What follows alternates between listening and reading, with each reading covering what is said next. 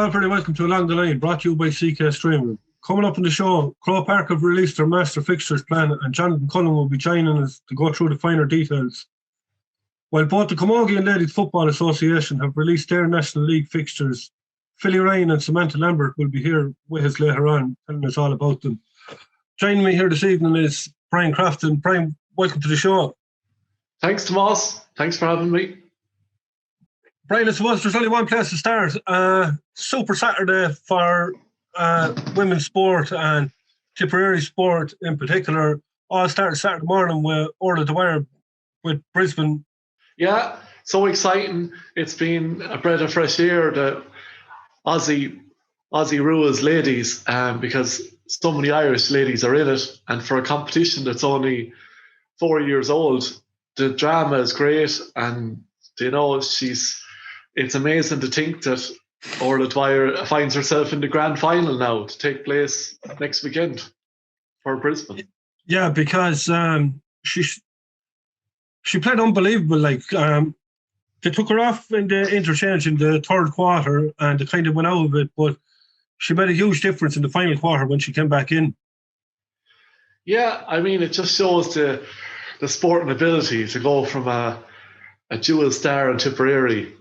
You know, she grabbed her opportunity, age 22, to take a year or two out from university. She's studying to be a PE teacher, I think. And it's just fantastic the way she is a great role model. And I remember when she was playing Camogie, she was out on the pitch talking to all the young girls that were coming onto the pitch, and even after they lost a big All-Ireland semi-final. Yeah, because she was a super athlete. Like she could probably take her hand to anything. Here, Ashley Maloney saying during the week that she has that kind of talent that she's Olympic standard. If she wanted to take up a sport and compete in the Olympics, she'd be competing for gold medals. Oh, isn't it fantastic to hear? Yeah, fantastic. And she always carries herself in a, you know, great too. She's really an inspiration. Yeah. Yeah, because even looking at that ladies football team and the Camogie team as well in Tip, there's a lot of them girls. They're role models for young girls now. Oh, isn't it brilliant? I mean, that's what I know my nieces were talking about the last few years, is they loved that game, the Camogie. You know, going to Tipperary, they knew a good few of the players, and it's just great to see that they can be this inspiration to bring the next, get them interested in sport. And yeah, fantastic. Yeah, moving on then, we thought we had a good start to the Saturday, but we didn't realise what was going to happen Saturday afternoon.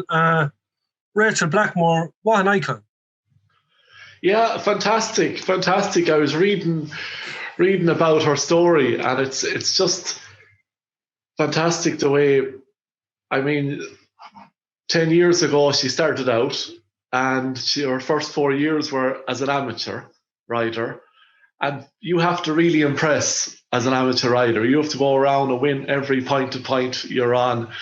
So she became fully professional 2015. And she has a degree in equine science too, which is fantastic. And just the way horse racing, it's a professional business. If you're not you have to be a top jockey to get these top horses. So I think she's proved that, and next thing you get in with the top trainers, and they're looking at results. So isn't it fantastic, just the journey she's been on, and to create headlines throughout Ireland and further afield. You couldn't believe that she won that Grand National. You know, it's just been a momentous year.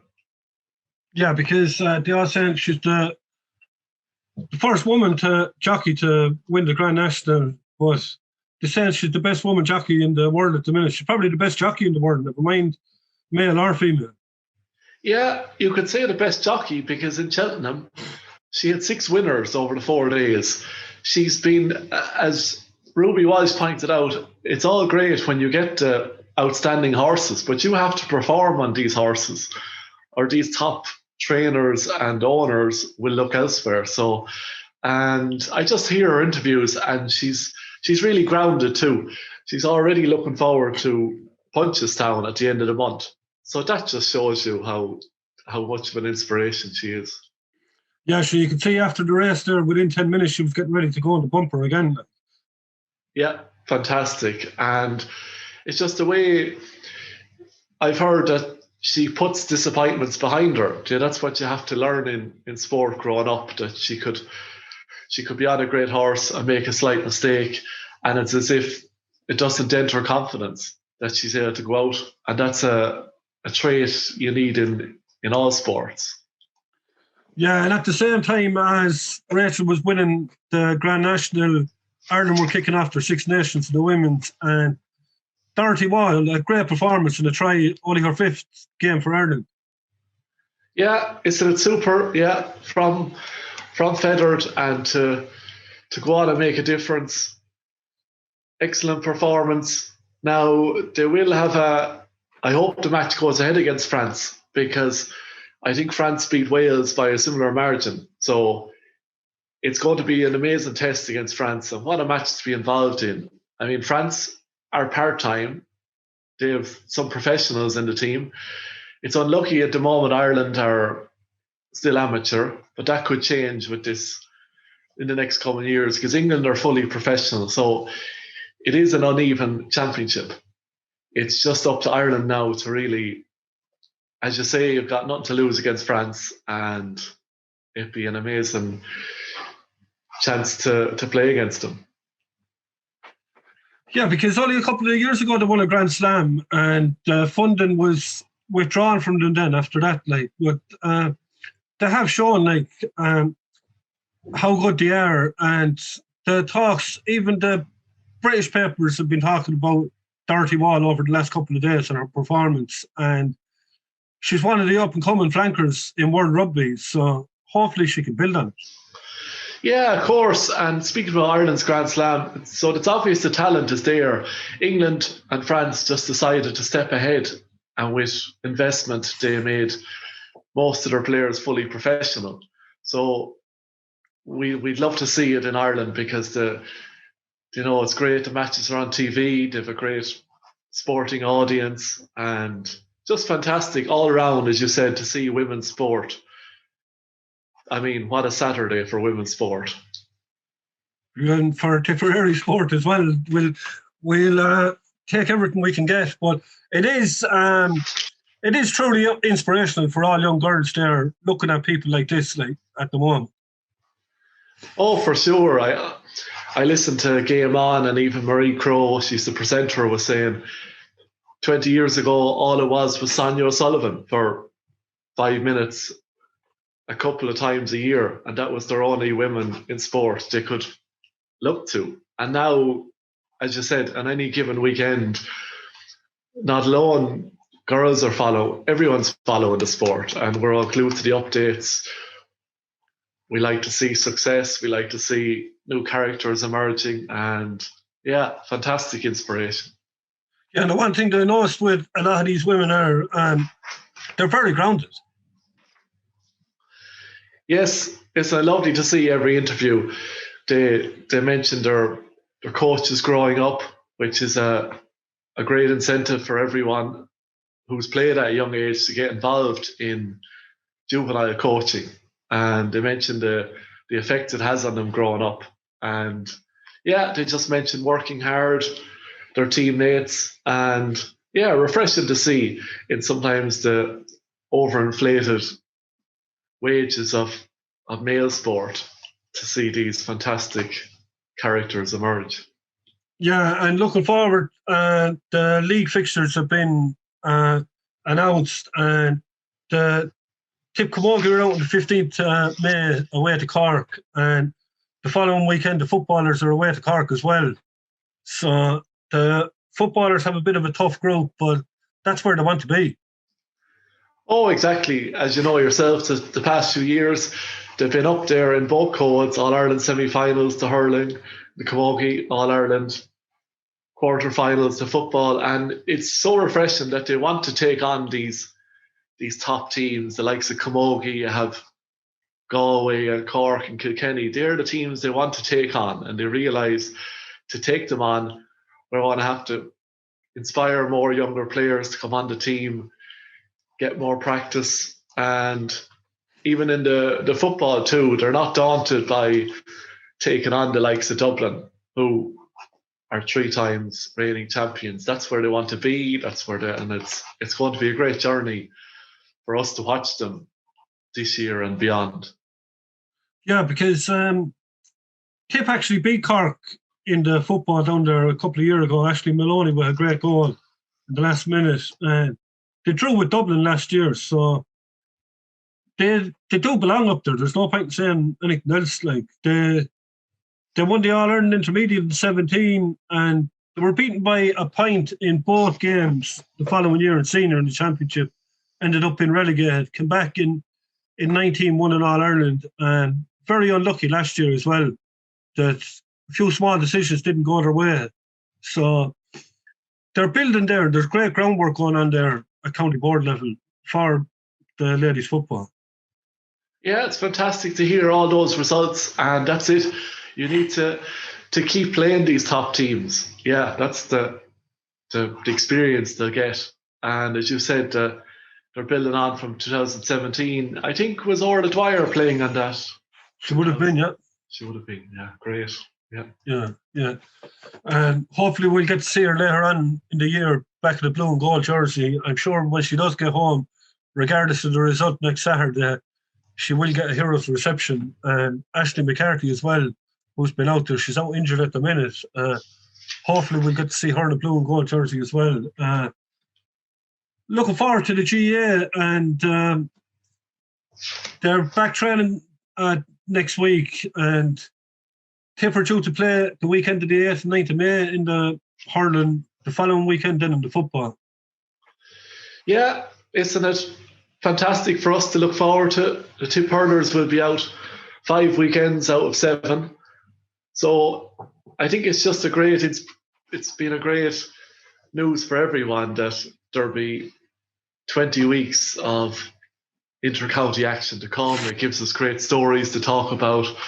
And I would say Liam Sheedy will be especially talking to the younger players and saying, you'll be getting your chance over these 5 league games to impress and to try and nail down a spot on the team, because that makes a successful team evolve if we get these exciting players emerging. And the footballers too, it's a great way to build on the support from last year's historic Munster final win.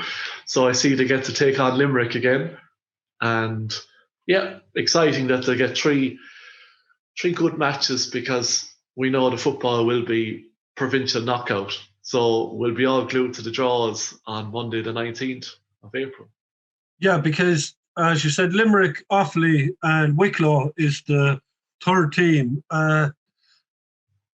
Definitely within them to get out of that group and get to a final of that and look at getting promoted out of Division 3.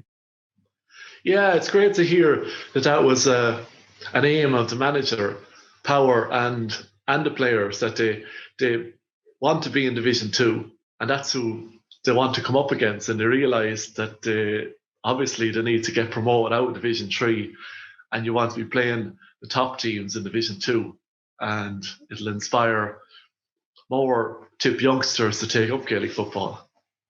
Yeah, and they're going to be the team that everybody wants to get a rap at in Munster then. I suppose Kerry are still licking their wounds from last year, and they'll want to prove that was a fluke against Cork. So Tip will have it all to do to defend that fight.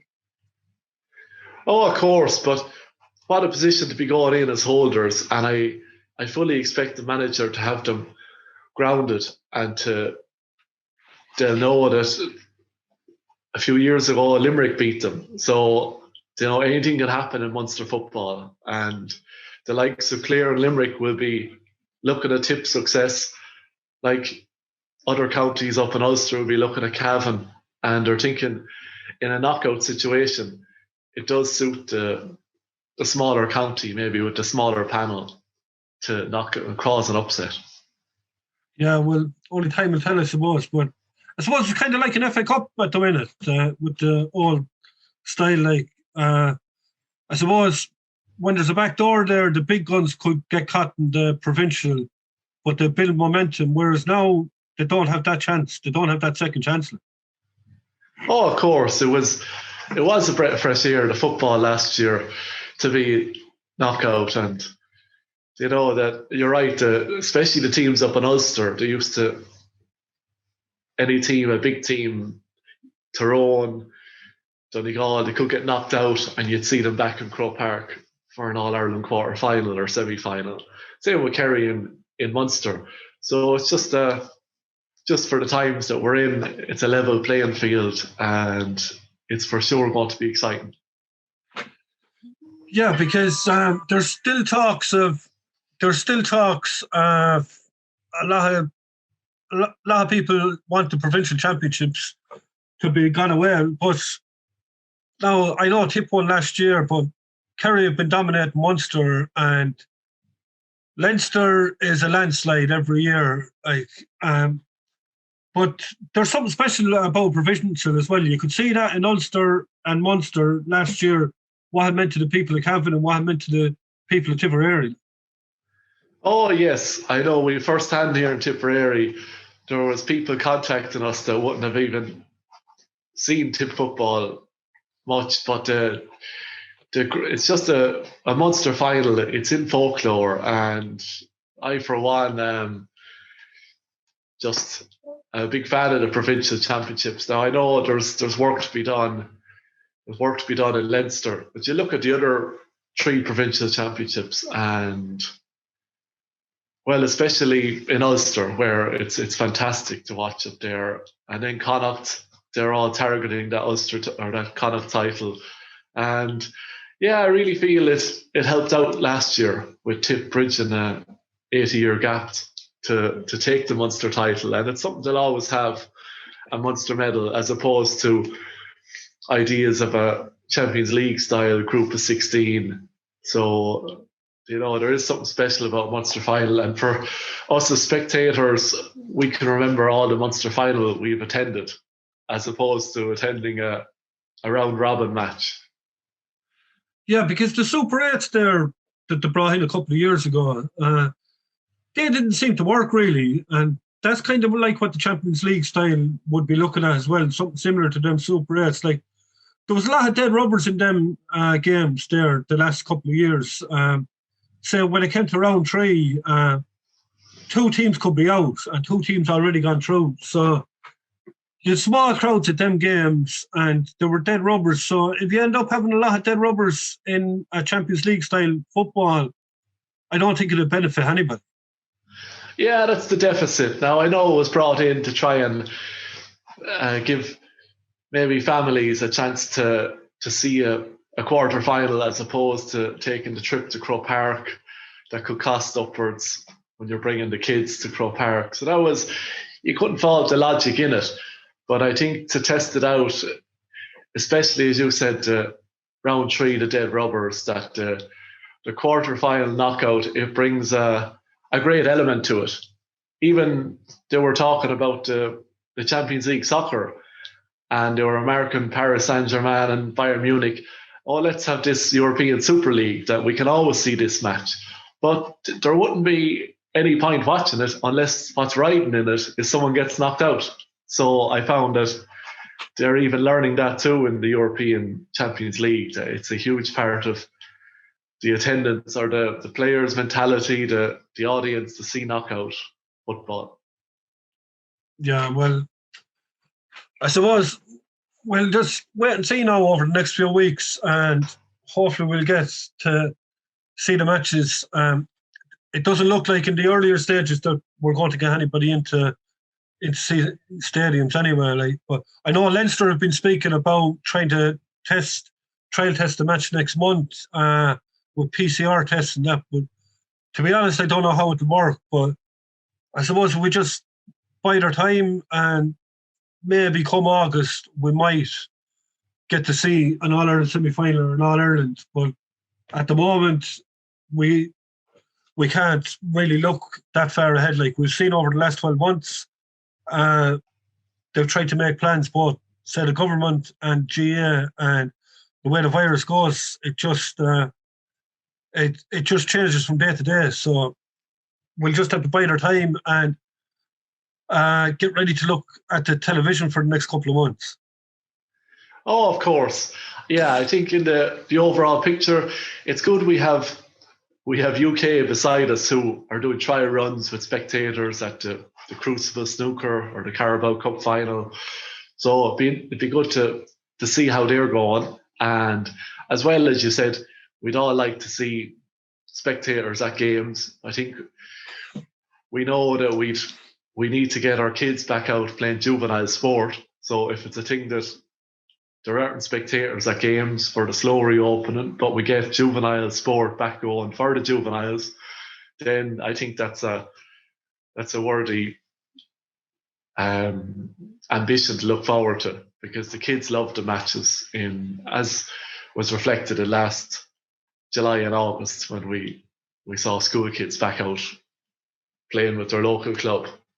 Yeah, because they're due back next Monday week in pods of 15, and we'll have to see how the numbers are going, and hopefully in the not too distant future we'll get to see them playing games as well.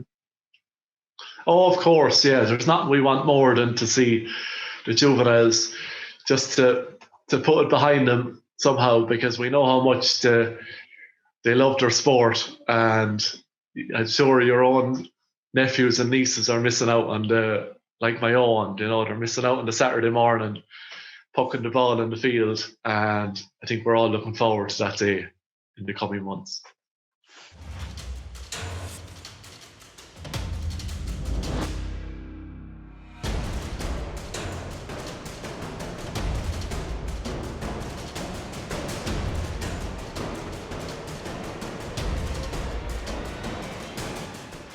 While Croke Park outlined their revised master fixture plan this week, with the National Hurling League due to get underway on the weekend of the 8th and 9th of May, with the National Football League beginning the following weekend.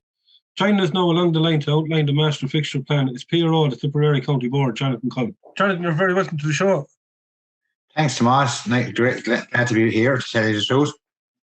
Bit of white smoke during the week, Jonathan. A few dates there for inter-county matches to return. Yeah, so look at it. It's I suppose it's what everybody has been looking forward to and hoping for and yearning for the last number of months. And we got the good news during the week that obviously training can commence from Monday week, and that the league will then commence and in the hurling on the weekend of the 8th and 9th of May, followed by the following weekend with the football league. So yeah, look, hopefully from, as I said, from next Monday then that teams will be back training. And it'll be all systems go, obviously, keeping in mind the current situation and keeping everything as safe as humanly possible. Yeah, the hurling, it's the Division 1, it's 2 groups of 6.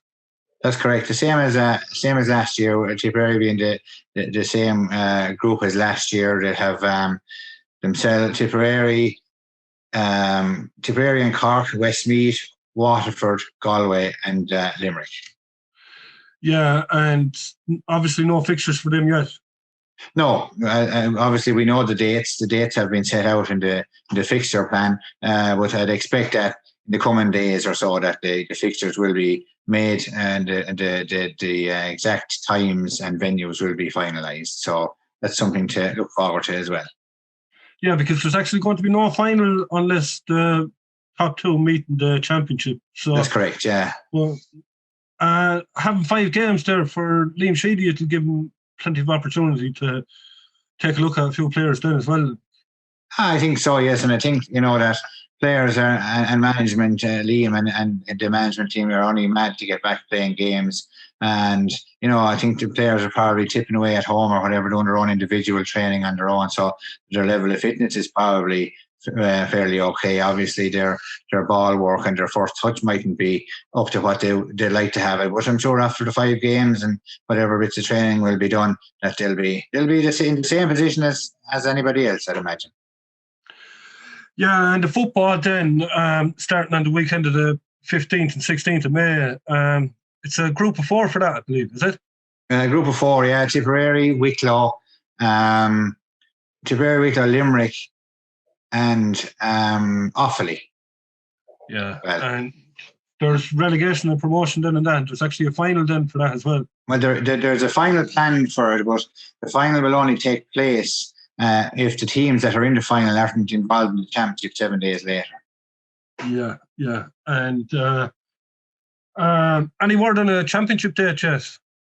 For the commencement of the Munster Championship? Yeah.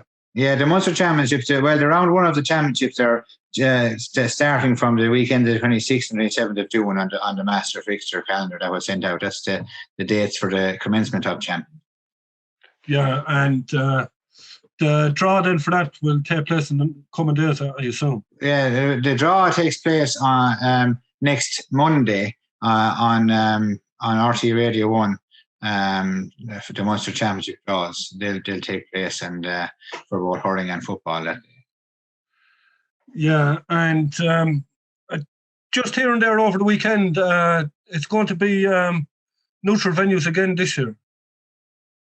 Neutral venue for the championship. That's correct. That's what we expected. It hasn't been 100% agreed by the Munster CCC, but it will be agreed in the next couple of days. I believe that the Munster CCC will be meeting and that'll all be nailed down then. Yeah, and obviously there's a backdoor in the hurling again this year, but there's no backdoor in the football. Yeah, and that's the same as it was last year. I suppose time constraints with the championships and with the starting dates mean that they're just going basically with the same system that was in place last year. Yeah, and there was no decision made on minor or under 20. Yeah. No, nothing as of yet. The only permission that GA have got from government is for senior games. So they couldn't make any decision on under 17 or under 20 at the moment. But hopefully, that they maybe on with the review coming on the 5th of May there with the NEFIT and the government, maybe at that point, hopefully, that there may be some good news on that front. Yeah, because that probably clears up a few questions that a lot of people had. They were kind of wondering there what the story was with minor and under 20. But as you say yourself, we can only follow government guidelines. That's exactly it, and we can only do what we're allowed to do, and just hope that they will allow the lads get back to playing under 17 and under 20. And I suppose the under 17s really need to get back doing something, and they're kind of a age group that they need something to focus on. And so hopefully there'll be good news on that front. Yeah, there'll be a lot of time constraints on trying to finish the championships that were never finished last year at minor and under 20 level. Yeah, so that's another thing that they have to look into, and it's another, I suppose, conundrum that they have to work around. But that they'll have to look at it, and they'll have to, if they want to finish them, which I think they're anxious to do. So obviously, they'll have to come up with the dates, and I suppose that's something that they'll have to probably finish off before the new championships will commence. Yeah, and I suppose a lot of club players are not wondering where they stand, but obviously, by the way the government guidelines go, it's level 2. Like they have it for the end of August, beginning of September for club championships to start. But that obviously depends on government guidelines as well. Yeah, everything I suppose depends on government guidelines, Thomas. And well, as you said, they have it in the plan for that the club championships to commence at the beginning of September there. So if according, I suppose, as counties go out of their respective inter-county championships, they can then commence their championships at club level. So that would probably, as you say, start in from the beginning of September for some counties. But that, as we say again, that's all depending on restrictions and guidelines and agreement from all the different parties and stakeholders. Yeah, because am I right in saying that if Tip were to get to an All-Ireland, that it'd give them maybe 12 or 13 weeks to run off their championship before Munster? Yeah, I think it's is it 11 weeks? 11 weeks, I think. That's now off the top of my head. I think it's 11 or 12 weeks. You're correct in saying that. that they'd have to run off their championships. Yeah, they'd have, as you said, if Tipperary got to the All-Ireland final, yeah, they'd have from the beginning of September then. And just looking at you'll forgive me for looking down here at the master fixture plan. It's just there's so much to take in. But they'd probably have 12 weeks or 13 weeks, as you say. Yeah, because they had said at the start of the year that the teams, if a Munster team got to an All-Ireland, that they wouldn't be in the Munster quarter-final of the club championships then. Would that be right to give them? That's what they said. Now, I suppose that again will need to be clarified again by the parties involved. But that's what had been said at the time, and I'd imagine that will be the case, you know. But it's hard to see. We'll say every team getting a bye. You know, if Tipperary, for instance, got to the All-Ireland final, would Tipperary clubs get a bye in senior football and senior hurling, intermediate hurling and intermediate football, junior hurling and junior football, like, you know? So that all has to be worked out. Was it every competition or was it just in the senior competition, you know? Yeah, I suppose that's true. And obviously you're waiting on guidelines at the minute, but have you planned to do the draw for the club championship in the near future, or is that on hold? I'd say probably the draw for the club championship, I'd imagine it will take place within the next 6 to 8 weeks. There's no real immediate panic on it for the reasons that we've outlined earlier on in relation to when clubs will go back training and when the championship will take place. And we're just basing it on the expectation that the championship would commence in the beginning of September. I'd be of the view that the draws will probably take place maybe sometime in June or that around about that time. Yeah, and if the situation improves, you're probably looking at maybe some sort of a county league then for non-inter-county players, would you be? Yeah, I would expect so. I'd expect that the as you said, to get players back doing a bit, and like instead of having clubs having to maybe travel for challenge matches around the place, that maybe something like a regionalised county league, maybe something that the county CCC would look at. Again, that's their call, and that's something that they'll have to make the decision on.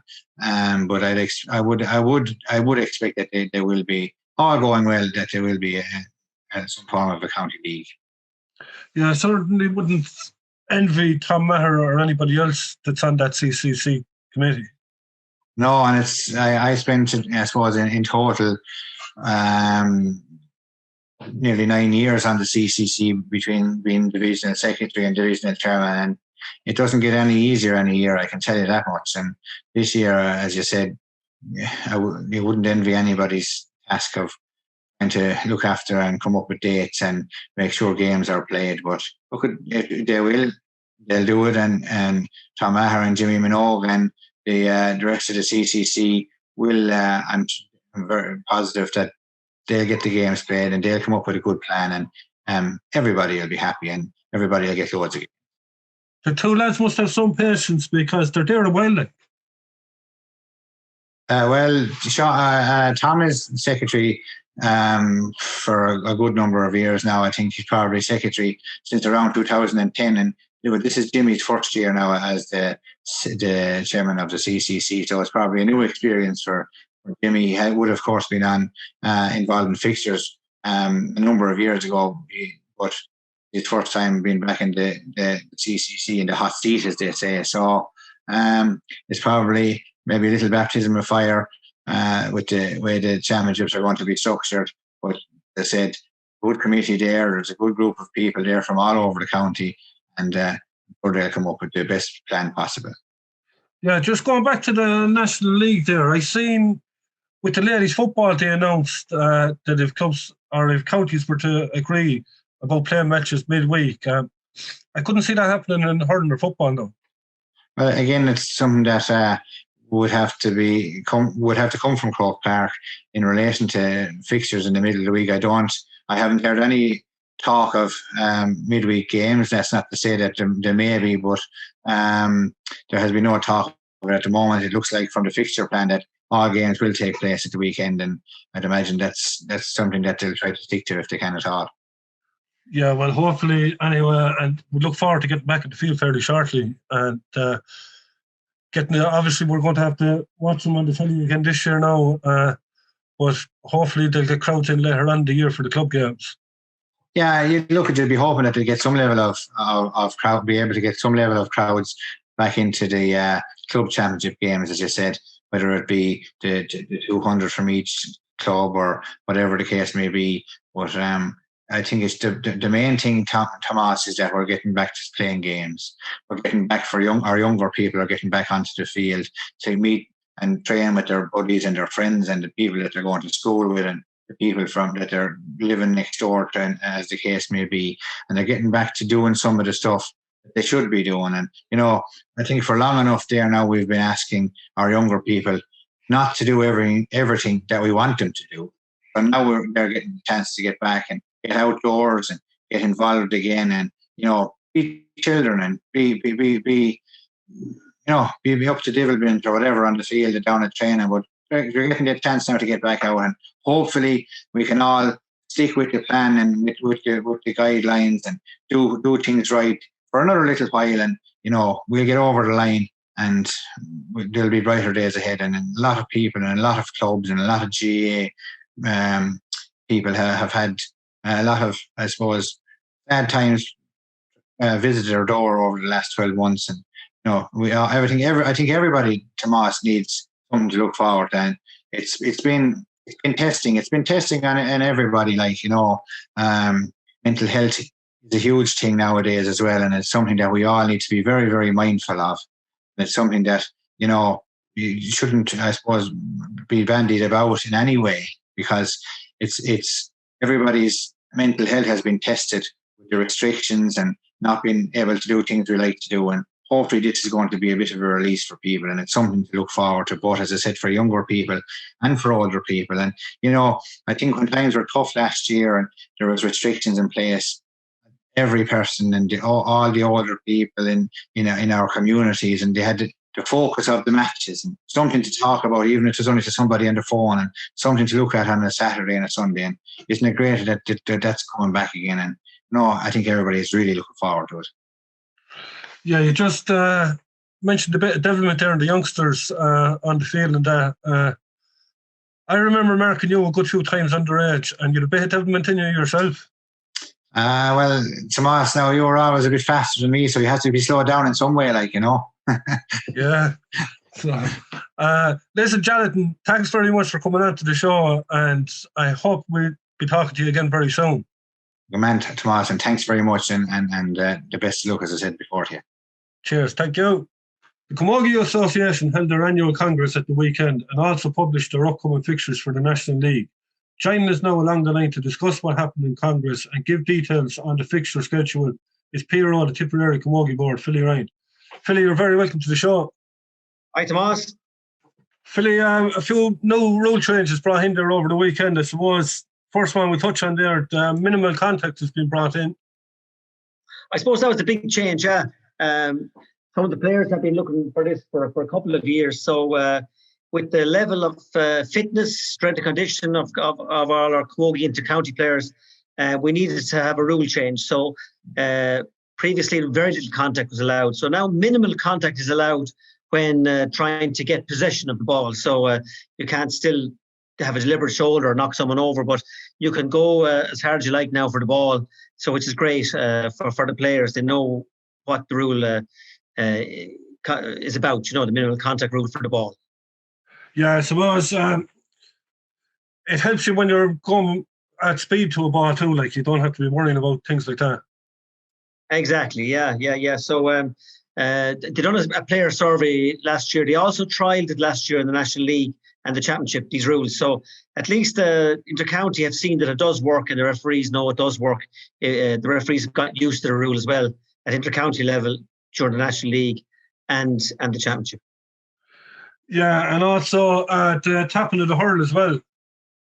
Yeah, there was a couple of unique camogie rules that didn't exist in hurling, and I might go through a few of those, Tomas, if that's okay.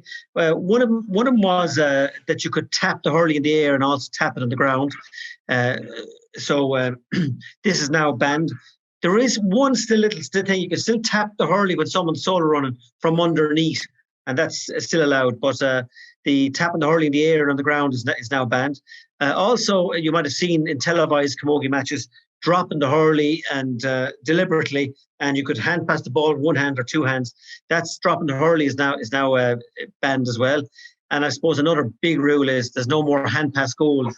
And I suppose some people thought that was kind of an ugly way of scoring a goal, a hand pass goal. So now you can still hand pass points, but the hand pass goal is also gone, Tomas. Yeah, I suppose the tapping of the hurl, if it was in hurling, a few cornerbacks would have liked a rule like that, but obviously hurling and camogie, two different games. Yeah, and do you know what's going to make it easier too is if referees are converting from being a hurling referee to camogie referee. It's going to be much more straightforward now with the rules that are so similar. A good few years ago, there was 12 aside with small goals. Now the numbers in the camogie team is the same, the pitch size is the same, and most of the rules are now the same. So they're very closely matched to games now. Yeah, and the penalty has gone to the same as men's as well, with one on the goal line. Yeah, and they also brought in another rule there. Penalty, one on the goal, but also 20-metre free. Again, you can't rise it, and even from an angle, you have to hit the ball from behind the 20-metre free line. So just remember, place that ball back a metre or 2 metres when you're rising it in camogie. We'll let the players know this, but just like a penalty and a 20-metre free, you cannot strike it from inside the 20.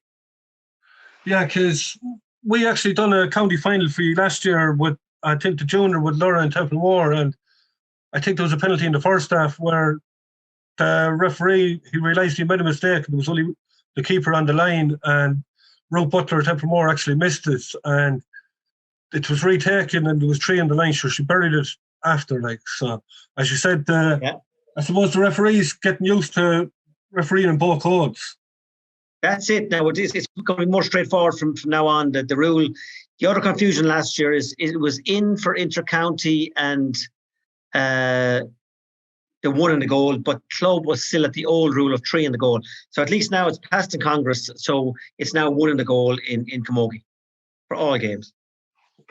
Yeah, and I suppose a big talking point there that came out of Congress too. The dual players are going to be recognised now. That'll be a big help to county boards as well. It should be, but again, recognised is the certain level of moving in the right direction.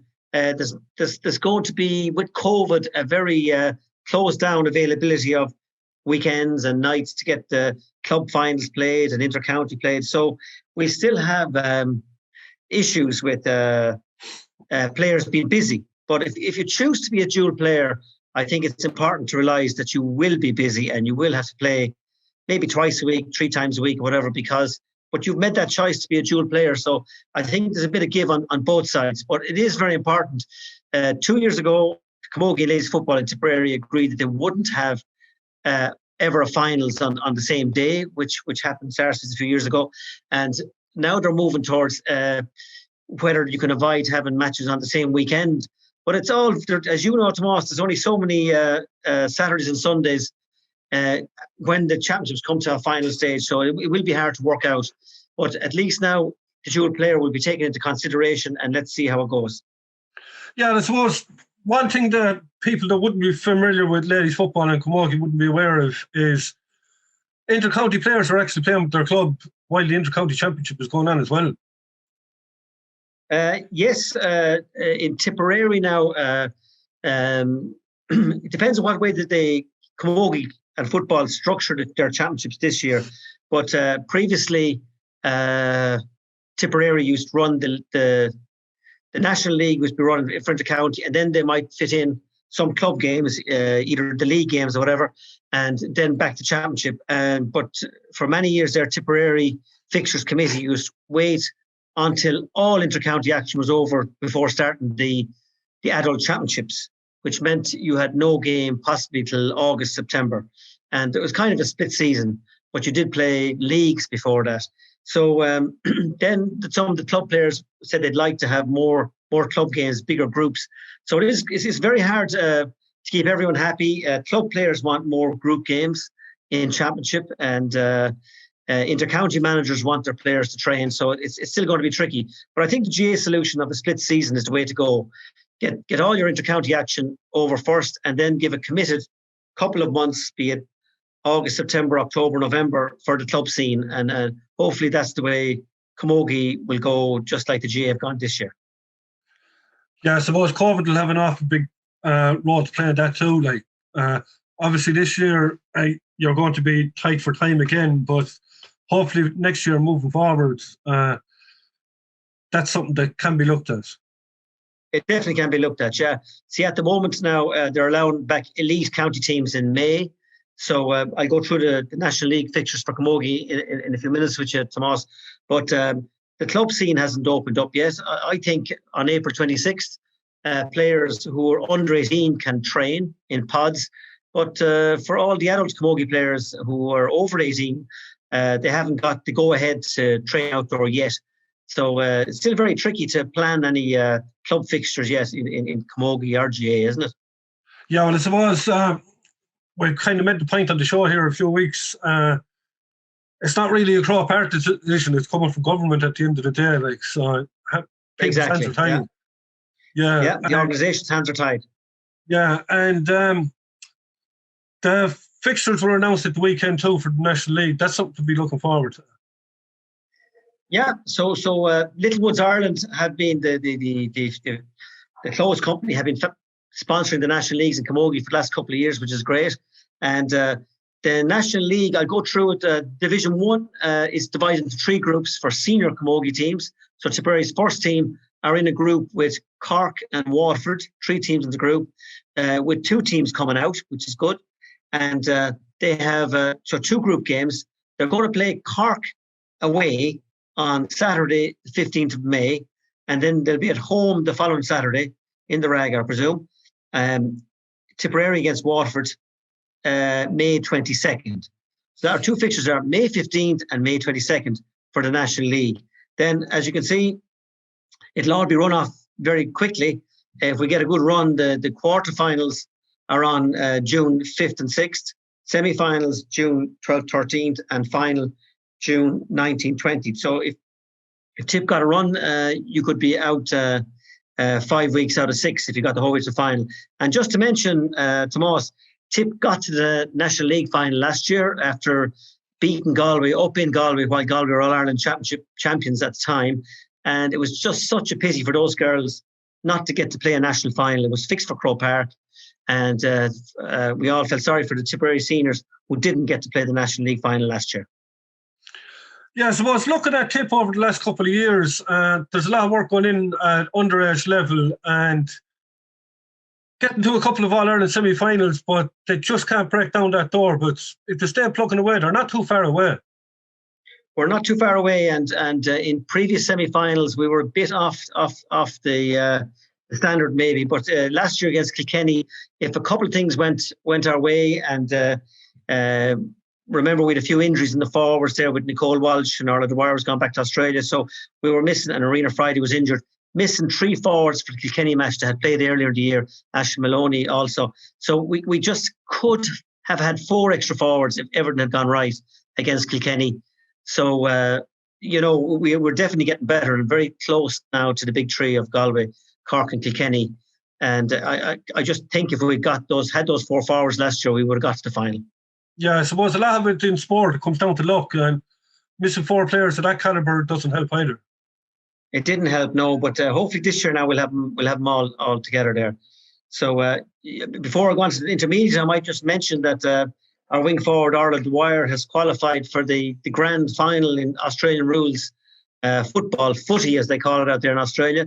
And they won their semi-final, Brisbane Lions against Collingwood on yesterday morning. So congratulations to Orla O'Dwyer, Tips Camogie wing forward there, on getting to the grand final, they call it in Australia. Yeah, she's a serious athlete, and as a Borland man, proud day for you.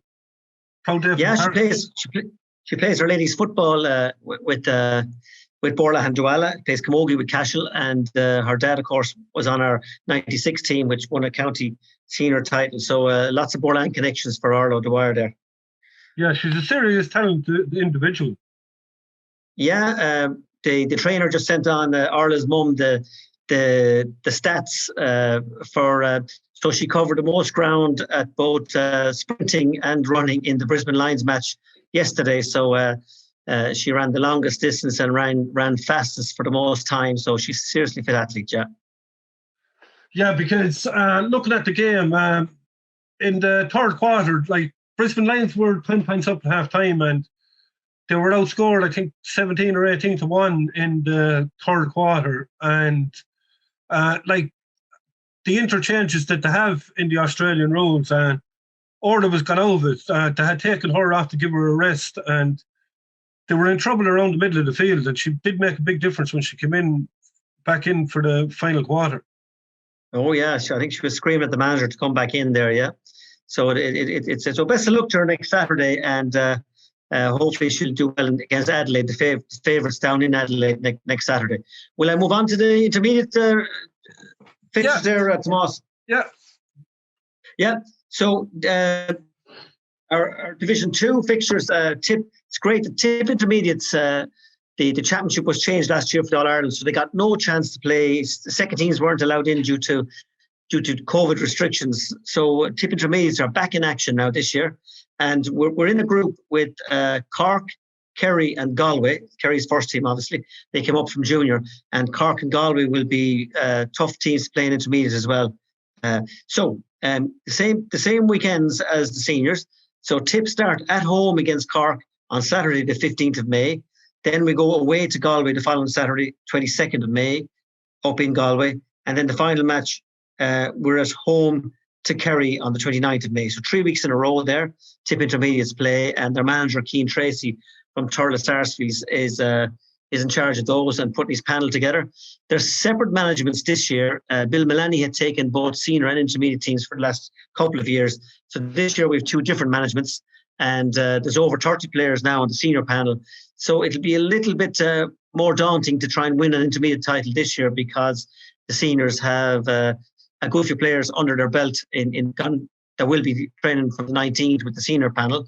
So there mightn't be as many players at the disposal of the intermediate manager as last year.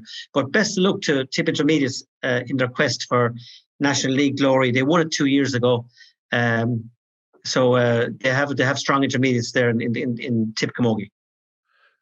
Yeah, just on that, just say if somebody was going well with the intermediates and they were called into the senior for a league game or that, are they still eligible to play intermediate, or what way does it work? Oh, you've caught me on the hop there, Tomas. Now I'll have to check that one out for you, but I'd say they would be definitely out for the rest of the league. Whether they'd be out for the championship, I'm not sure. I'll have to check out the exact rules on that and come back to you. I'm not so sure about it. Thinking if they played senior at any level, that they'd be gone, but I'm not sure if they played National League, would they be gone for championship? Yeah, sure. I suppose only time will tell. Exciting times ahead. Philly, thanks very much for coming out to the show. Wish Tip the best of luck for the year, and hope to talk to you again very soon. Yeah, and we got a great boost earlier in the year there when Mary Ryan, Moneygall, and Karen Kennedy, Turles Sarsfields, and Anya Slattery, Shannon Rovers got picked as All-Stars. So the mood in the senior camp must be great at the moment. So that's a great start for the girls heading into this season as well. So thanks, Tomas, for Camogie update. Thank you. The LGFA also announced their proposed fixture dates this week for the National Football League, with games due to commence on the weekend of the 23rd of May. And Tip have been handed a tough group, being pitted against both of last year's All-Ireland finalists, Dublin and Cork. I'm delighted to say that China is now along the line to discuss these proposed dates and what lies ahead for Tip in the coming months. Is two-time All-Ireland winning captain Samantha Lambert. Samantha, you're welcome to the show. Thanks. First of all, girls getting back to the field next week. I suppose they can't wait. Yeah, I'd say they're looking forward to it now. It's been a long time training on your own and doing Zoom calls and running sessions on your own. I know what it's like from last year, I suppose, and there's only so long you can do that for and keep yourself motivated. You're mad to get back out there and onto the field, and I don't think anything can compare to your own training sessions in comparison to a field session with your players as well. Like, so I think the girls will be very much so looking forward to meeting each other first of all, and getting back out there and pushing each other on, because it won't be too long coming till the league starts, and I suppose they need to get as much preparation in as they can. They have a fair old group in their round robin, so it should be interesting. Yeah, it must be fierce hard to keep yourself motivated. I know you know yourself from last year during lockdown training on your own. Yeah, it is, like, but I suppose, look, I'm that type of person. It nearly suited me as well, because I suppose I just have that motivation. I didn't mind training individually, and I was able to work around my own kind of schedule, and I had my own routine in place. So once I had my routine in place, I was grand, and I actually got into a rhythm of it. But other players will find that very, very difficult. And I know a lot of girls did struggle with trying to get themselves going and get themselves into a routine. But for me, I think once I got myself into the routine and I just knew what was going on and what was needed of me, I just kind of found the time just to try and improve on what I needed to improve on, whether it was speed work or fitness or ball skills. So I tried to make the negative into a positive, let's say, and work on my own weaknesses as well as trying to improve my strengths too. So I suppose that's just kind of mindset that you have to be in and try to get yourself around, because other than that, it's difficult, like, you know. So I think if they keep pushing one another, they've a really, really bright year ahead of them. Yeah, because like Shane Ronan brought the standard of football in Tip to a completely different level over the last 5 or 6 years, and there's no management in place this year under Declan Carr.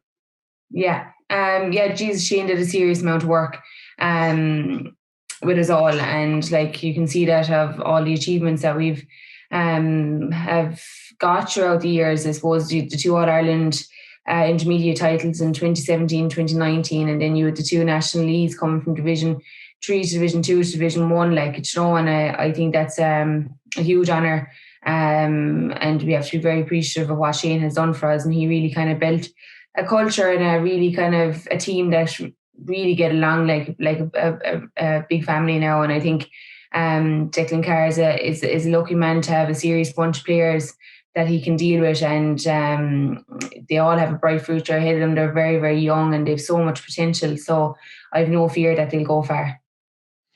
Yeah, because looking at the league, it's a tough group, but these are the kind of teams that you want to be playing against.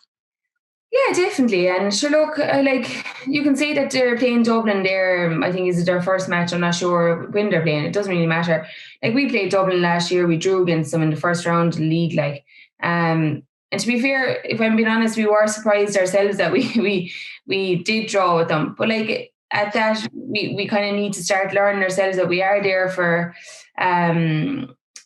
You know, we're up with those teams, and I know the girls will compete against Dublin and Cork and Waterford again this year, and I have no doubt that they'll put it up to them. And you know, those teams will fear Tip as well. Like, you know, we've serious players, and I think the youth that's coming through now will really start to be seen, and they'll only get better and better as the year goes on. I know Declan is working on their S&C, their strength and conditioning, and their physical strength. So that's a huge benefit to the girls, and I know they'll bring that to the field and they'll feel the difference. Then I suppose at times last year maybe there's a few things that we needed to work on, and one of them that would have stood out to me would have been trying to break the tackle, and we struggled at that at times. So it's just coming from intermediate up to senior, it's a huge step up, and I don't think we realised it. I suppose any of us that were on the 2018 team that won the All-Ireland final in 2017, we went up to senior and got relegated, we would have realised that it's the tiniest of differences, like, and that's what cost us that year. It was a small bit of difference in the round robin against Donegal and Kerry. We only lost both those games by a point, like, and then we end up relegated, you know. So it's the small margins, about the cuteness, I suppose, and being able to read the game. It's not so much about your footballing ability, because we can all play football. It's down to your the cuteness and kind of just slowing things down when things need to be slowing down. If someone needs to go down a very cynical style, I know, but that's where you are when you're up in senior. And I think we did learn from our mistakes, and that's important. Once we've learned from them, we can carry them on, and we did carry them on to last year's championship. Again, very, very close into the championship. We were against Monaghan and Galway. So I hope the girls learn from both those matches again, because there was such small margin between the two of us, and I'm sure they'll bring it into this year's championship and league series as well. Yeah, because like you said there, you did learn from 18, but just looking at the championship last year, you showed that you belong in senior football, and a couple of decisions in either game, and it could have easily been an All-Ireland semi-final.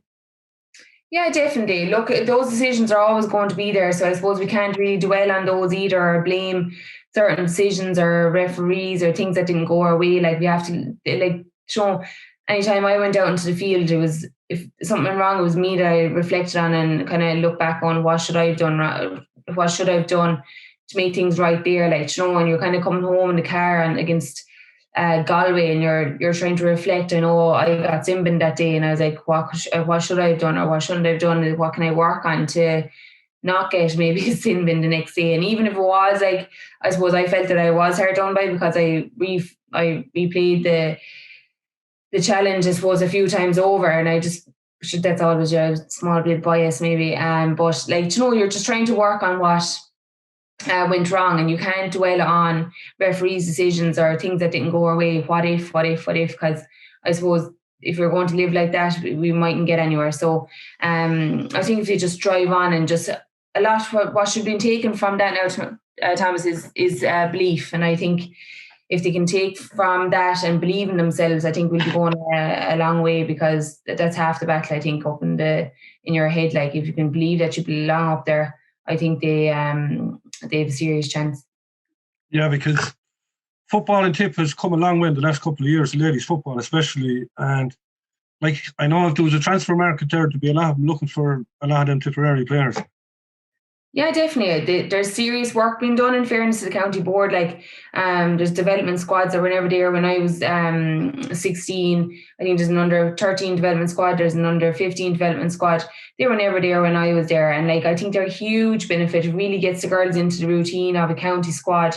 And they're dealing with trainers and coaches that have serious skill set, and they can really drive it on. I know I learned so much from the lads this year again, or from Ed and James and the rest of them. I just learned so much from them with regards to defensive drills and just getting your mind thinking a lot more. And I know they're a huge involvement with the underage as well. There's massive amount of work done. You can see the benefits of it now, and you can see the youth that are coming through. And it's very important, because I think there is a massive step up between minor and senior, and I don't think girls understand that until they hit the field and they meet the likes of Dublin and Galway and Cork, and now you're up against, you're not up against girls anymore, you're against women, and it's a different ball game altogether. But it's been huge, and there's massive growth for it around the county, and the support that we've had has been phenomenal. So long may that last. Yeah, looking at just in Australia there over the weekend, another big weekend for Orla O'Dwyer. Another big weekend to look forward to next weekend. Absolutely, what an athlete! I think Stephen Gleeson had it up on his Twitter there earlier that Maloney had mentioned she could be an Olympic athlete and a champion at that. If you're asking me, because the girl is just phenomenal. Anything she puts her hands at she just is a class at it. So look, I'm absolutely delighted for her. I'm so proud of her. I think she's really, really living it up over there and showing what class she has and the skill she has. And she's such a humble young girl, she takes everything in her stride. And again, she'll take this in her stride going into next weekend. She had a super game today. Always tries her best. You can never doubt Orla for giving it 100%. And if things aren't going her way, she'll still drive it on to the last second. And I think that's a serious kind of asset of someone like that. Someone who's maybe mightn't be there with their day, but Orla will keep hounding and hounding. And she's a huge benefit, and like that's why she is a dual player, and that she's able to be so successful at both camogie and football at home, and not as well as the AFL over in Australia. Like, and she really is kind of showing her class over there now as well, and I'm delighted for her in the finals now next weekend. Yeah, what a lot of people tend to forget is she's still only 22. That's all, very, very young. Like, and as I said, she's so humble, and she's like, she wouldn't take too much. I suppose applaud. Like, she'd be very moving on to the next thing. Yeah, I did that, and I'm going on to the next thing now. Like, she wouldn't take too much from it. So look, she's class, and she's a very, very nice girl as well. And as I said, she's such a bright future ahead, and I don't think the Lions will want to leave her go anytime soon. So she's been a huge addition to them, and I can only see her getting better and progressing as years go on.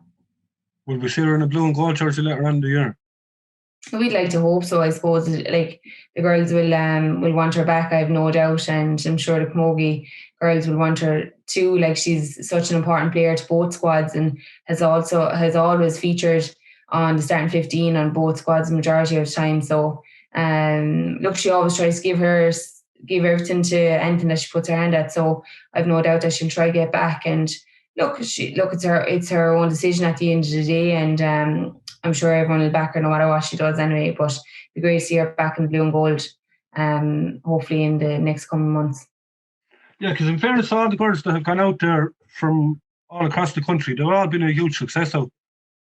Oh, absolutely. I suppose it's just a natural skill set that they have, like, catching and kicking, and they're so athletic as well. Like, the girls that Orla O'Dwyer did beat today, like Aisling Sheridan and Sarah Rowe, like they're absolutely flawless out there as well. And you have Ailish Constantine in that Orla will be playing next week with Adelaide. So they're a huge success. They're really flying the flag, and it's great to see it. And I feel that maybe the AFL will start to take over there in the next couple of years, that we'll see more and more Irish girls heading to Australia to compete in the AFL competition.